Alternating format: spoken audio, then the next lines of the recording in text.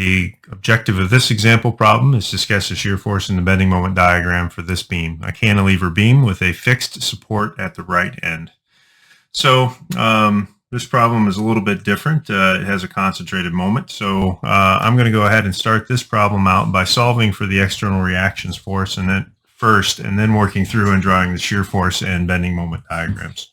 So let me go ahead and jump over here to OneNote and we'll get started. Okay, the first thing that I'm going to do here is I'm going to identify these two points. We'll call the left end of the beam point A. We'll call the right end of the beam point B. So there's a reaction out here. Call it R sub B. I don't know why I wanted to draw R sub A. And then there's a moment reaction here as well. I'll call it M sub B. There's also a horizontal reaction. We could call it R sub BX, but you can probably tell by observation that that reaction is equal to 0. So I'll go ahead and delete that. The next thing I'll do is I'll represent this distributed load with a concentrated load equivalent. So the magnitude of that is going to be equal to the area of that rectangle. So we have an area, oops, let me undo that. There we go. We have an area like this. So the area of that rectangle is equal to the magnitude of the load. So it's 2 kips per foot acting over a distance of 12 feet. So the magnitude is equal to 24 kips.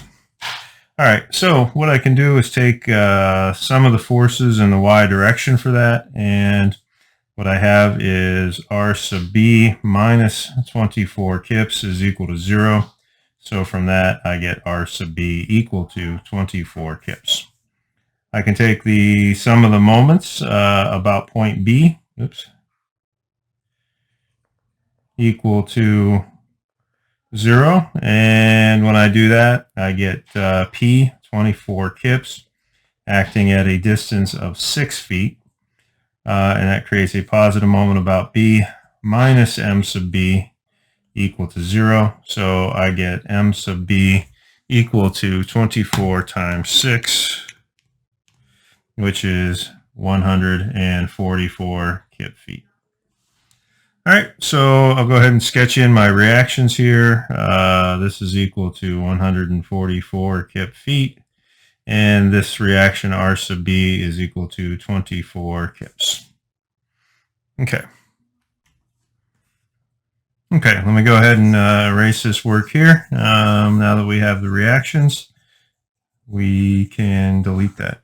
Now another thing I need to do is I need to make sure that I don't use this concentrated load equivalent for drawing the shear force and the bending moment diagrams. I need the concentrated load equivalent in order to solve for the reactions, but I certainly don't need the concentrated load equivalent for solving for the shear force and the bending moment diagrams. Once I have the reactions, I'm going to erase that, because if I draw the shear force and the bending moment diagrams using the concentrated load equivalent, I get a different shear force diagram and a different bending moment diagram.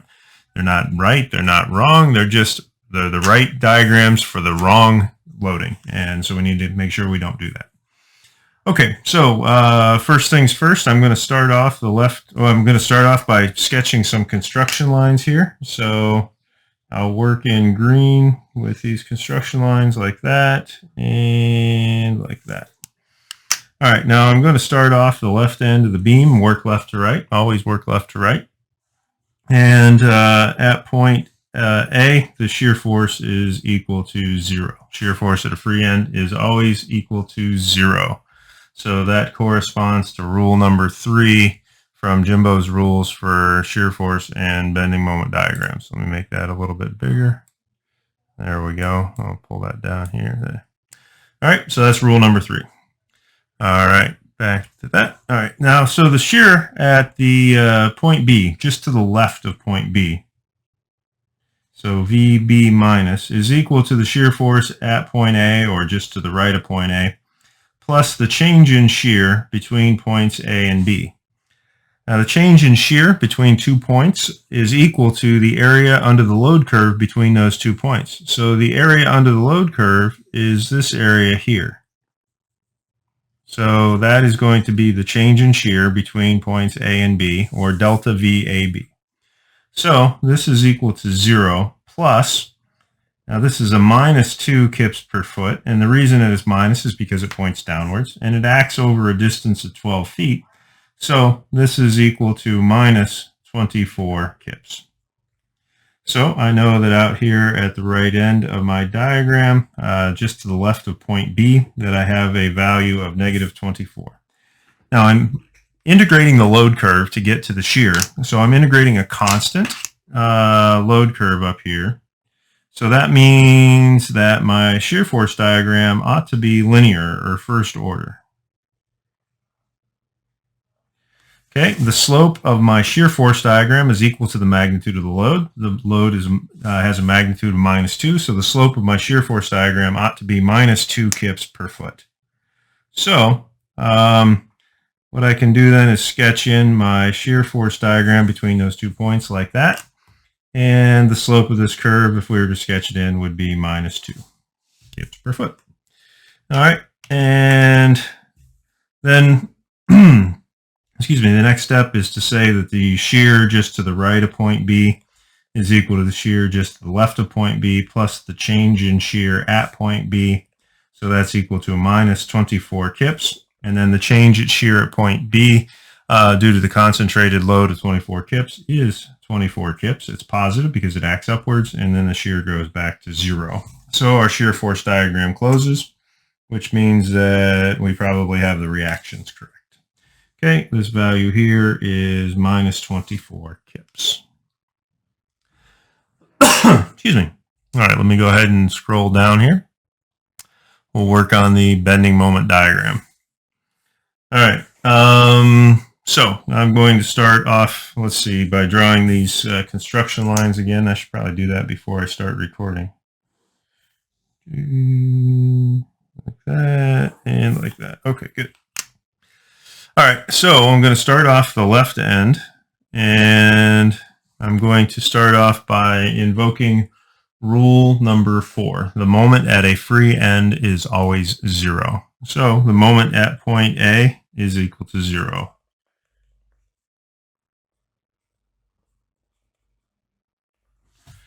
All right, and then I could say that the moment just to the left of point B is equal to the moment at A plus the change in moment between points A and B.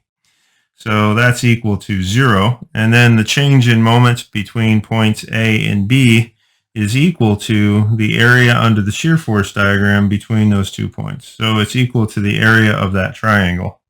So that's going to be plus 1/2. Triangle has a height of -24 kips, and it has a base dimension equal to 12 feet. Oops, there we go. So that means that the moment at point B is equal to -144 kip feet. So I'll go down here and select a convenient scale. I'll say there. So that's equal to -144. All right, now I'm integrating a first order curve to get to a second order curve. I'm integrating the shear force diagram to get to the bending moment diagram. So if the shear force diagram is first order, then the bending moment diagram has to be second order, or it has to be parabolic. All right, then I also know that the slope of the bending moment diagram at any point is equal to the magnitude of shear. So out here at point A, the magnitude of shear is equal to 0, so the slope of the bending moment diagram is equal to 0. Over here at point B, I know that the magnitude of shear is -24, so I know that the slope of my bending moment diagram is equal to -24. So I have to fit a parabola in between those points and those slopes. So I'm going to sketch that in here, and it should look like that. That's not too bad for a first try. Okay, then let's go back and get rid of that. Okay, the moment just to the right of point B is equal to the moment just to the left of point B plus the change in moment at point B. This is the first problem that we've had with a concentrated moment acting there. It's the only example problem that I'm working out this year with a concentrated moment. So let's see, this is going to be equal to a -144 kip feet, and then plus some change in moment.